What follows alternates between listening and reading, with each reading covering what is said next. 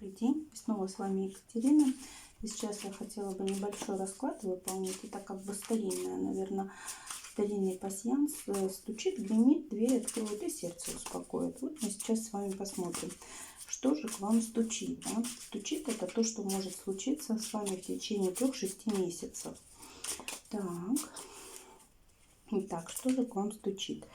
Ну, девяточка пентаклей, посмотрите, это жизнь в удовольствии, это когда у человека дом полная чаша, есть деньги, есть семья, то есть человек насыщается своим домом, у него все есть, да, он готов, открыт остальным, он доволен, да, то, что эта карта говорит о вашем как бы удовольствии, насыщении, о вашем благополучии и финансовом, и духовном благополучии. То есть человек в комфорте, да, человек договорился сам с собой, ему комфортно, ему внутренне комфортно, ему внешне комфортно. То есть в течение 3-6 месяцев, в принципе, такая размеренная жизнь в достатке. Что же вам гремит? Что случится неожиданно? Ну, гремит, посмотрите, здесь пятерочка, пятый старший аркан, вернее, жрец. Это говорит о том, что, может быть, вы столкнетесь с каким-то учителем, может, вы будете получать знания, либо вы можете делиться каким-то опытом. Это какие-то традиции, это какие-то устои, это какая-то мораль, может, это какой-то старший наставник для вас. То есть он может с вами какой-то информацией будет делиться, в чем-то вас наставничать. Либо вы будете, как старший наставник, кого-то чему-то учить, обучать.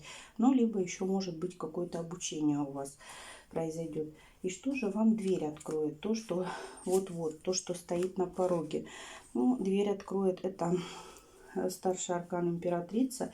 Посмотрите, здесь может быть даже речь у кого-то проиграется как заключение какого-то брака, потому что иерофант — это все-таки традиция, императрица — это тоже про семью. Возможно, у кого-то так это проиграется. У кого-то императрица — это тоже, это достаток, это материнство, это либо прислушиваться к советам, например, мамы у кого-то, либо самой как бы опекать семью, быть в семье. Но императрица, она реализуется по большому счету и в семье, и на работе. То есть это полная реализованность, полное раскрытие себя, скажем так, да, то, что вам дверь открывает, да, что вот-вот у вас случится. Ну, у многих может проиграться, конечно, какое-то заключение, может свадьба, может быть заключение брака, потому что карта сочетания интересна очень. А чем же у вас сердце успокоится в итоге? Сердце успокоится, ну смотрите, старший аркан смерть, это говорит о том, что будут неизбежные изменения. В принципе, знаете, может даже, да, у кого-то и будет заключение брака, вот, и, ну, как неизбежные, да, после заключения брака, то есть вы, ну, как бы прощаетесь со своей размеренной жизнью, да, к тому, что вы привыкли. То есть заключение брака, оно и есть как бы изменение вашего положения, изменение статуса.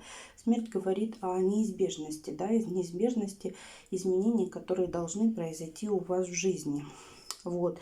Если же, конечно, здесь не заключение брака, то, возможно, скорее всего, вы получите какую-то информацию, подучитесь по иерофанту, да, вы раскроете свой потенциал, потому что императрица, она самодостаточна, она открыта, она раскрыта.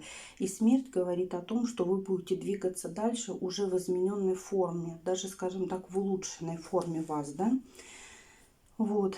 Смерть — это не всегда конец, это обычно изменение. Да, изменения, когда, например, куколка превращается в бабочку. Это можно тоже сказать, что это смерть. Да? Это превращение, перерождение, изменение своего понимания, изменение своего образа жизни и статуса жизни. Так что такой небольшой расклад для вас. Спасибо за внимание. Всем удачного дня. И спасибо за ваши лайки, за комментарии. Я рада, что вам полезно.